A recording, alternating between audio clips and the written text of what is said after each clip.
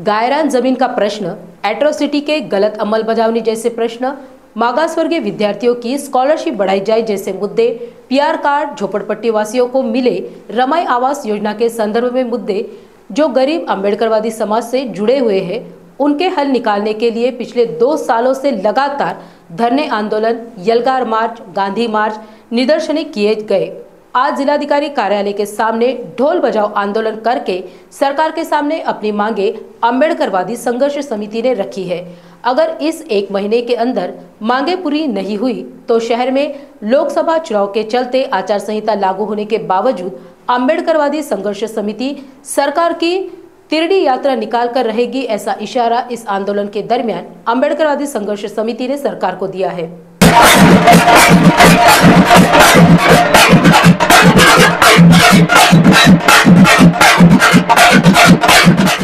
Doctor Babasaheb आंबेडकरांचा, छत्रपती शिवाजी महाराजांचा, महात्मा ज्योतिबा फुलेंचा, लोकशाहीर अण्णाभाऊ साठ्यांचा, दो ग्रुप के टक्कर में, दो ग्रुप के टक्कर में संघर्ष हमारा नारा है।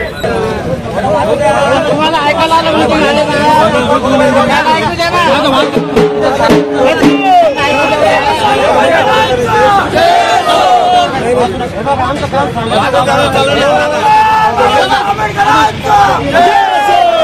समितीच्या वतीने जिल्हाधिकारी कार्यालयावर ढोल बजाव आंदोलनचा कार्यक्रम आयोजित केलेला आहे। आंबेडकरी समाजाच्या जिव्हाळ्याच्या आणि महत्त्वाच्या प्रश्नासाठी आम्ही गेली 2 वर्षापासून सातत्याने धरणे आंदोलन, निदर्शने, एल्गार मार्च, क्रांती मार्च, भीमटोला आंदोलन अशा विविध प्रकारे या ठिकाणी समाजाचे जे काही जिव्हाळ्याचे प्रश्न आहे, गायरान जमिनीचा प्रश्न आहे, अट्रॉसिटी कायद्याची कडक अंमलबजावणी झाली पाहिजे, पीआर कार्ड झोपडपट्टीवासियांना मिळालं पाहिजे, रमाई आवास योजनेचा जो निधी आहे तो शहरी विभागासाठी 10 लाख आणि ग्रामीण विभागासाठी 5 लाख केला पाहिजे, मागासवर्गीय विद्यार्थ्यांच्या शिष्यवृत्तीमध्ये वाढ करण्यात येऊन त्यांना दरमहा 5,000 रुपये शिष्यवृत्ती दिली पाहिजे, अट्रॉसिटी कायद्याची कडक अंमलबजावणी झाली पाहिजे, बँक सुशिक्षित बेरोजगार आणि विविध मंडळामार्फत जे काही कर्ज देण्यात आलेले आहे मागासवर्गीयांना ते 31 मार्च 2023 पर्यंतचे कर्ज माफ केले पाहिजे आणि त्याचप्रमाणे शिबिरची अट रद्द करण्यात यावी,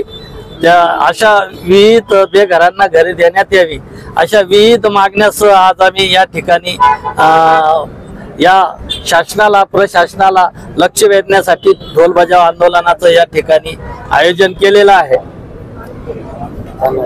वर्षभर झालेल्या आंदोलनामध्ये शासनाचे कान उघडले नाहीत, आज तुम्ही ढोल वाजवा लागले, त्याबद्दल तुम्ही भीमटोला दिला होता। आता पुढचं तीव्र काय राहील, कारण की दलितांवर आणि मागासवर्गीय आणि मुसलमानांवर विशेष करून हल्ले वाढलेले आहेत। अक्षय भालेराव प्रकरण नांदेडचं असेल, संकेत भोसलेचं ताजं प्रकरण असेल आणि श्रीरामपूरमध्ये जी घटना घडली ते एक प्रकरण असेल, अशा विविध घटना घडत आहेत। आता पुढचं पाऊल काय राहणार आहे की आता याच घेऊन म्हणजे भीमटोला म्हणजे टोले कमी पडत आहे का शासनाला, असं म्हणायचं नाही? भीमटोले काही कमी पडत नाहीये, परंतु हे निगर गेंड्याची कातडी पांघरलेले जे सरकार आहे यांनी मुद्दाम म्हणून जातीयवादी सरकार आहे। या ठिकाणी 3 तिगाडी आणि काम बिगाडी अशा पद्धतीचं सरकार या ठिकाणी काम करतंय। यांचा आपसात ताळमेळ नाहीये। आम्ही शासनाला, प्रशासनाला वेळोवेळी निवेदन दिलेले आहे, मागण्या दिलेल्या आहे। आम्ही कमी वगैरे काही पडत नाहीये। लोकशाहीमध्ये सनदशीर मार्गानेच आपल्याला आंदोलन करावं लागतं आणि आजचा हा शेवटचा या ढोल बजाव आंदोलनाच्या माध्यमातून आम्ही या ठिकाणी हा इशारा या शासनाला देतोय की आपण जर आमच्या ज्या मागण्या आहे त्या मागण्यावर 1 महिन्याच्या आत जर कारवाई केली नाही तरी आचारसंहिता जरी असली तरी यापुढे आम्ही तिरडी आंदोलन या शासनाचं निश्चितपणे काढण्याचा इशारा या निमित्ताने देतो। तुम्ही प्रशासनाला तर इशारा दिलाय, पण तब्बल 1.5 महिन्यानंतर लोकसभेच्या निवडणुका आहेत, त्याच्यानंतर तुम्ही काय स्टँड घेणार आहात? आम्हाला आचारसंहितेचा आणि आमचा काही एक संबंध नाहीये। आमची जी समिती आहे ती सामाजिक किंवा विरोधकांना तुम्ही मतदान करणार आहात की नाही असा प्रश्न आहे माझा, त्याच्यावर बोला दादा। ही समिती तेच सांगतो, ही समिती जी आहे सामाजिक प्रश्नावर आणि जाती अत्याचारावर काम करते। हिचा कुठल्याही राजकीय पक्षाशी काही एक संबंध नाहीये। कोणी कोणाला मतदान करावं हे आम्ही काही सांगू शकत नाही। ज्याला आम्ही जे काही जातीयवादी असेल, मनुवादी विचारसरणीचे जे असतील त्याच्या विरोधात आंबेडकरवादी संघर्ष समिती निश्चितपणे मतदान करण्याचा आवाहन आंबेडकरी समाजाला करेल।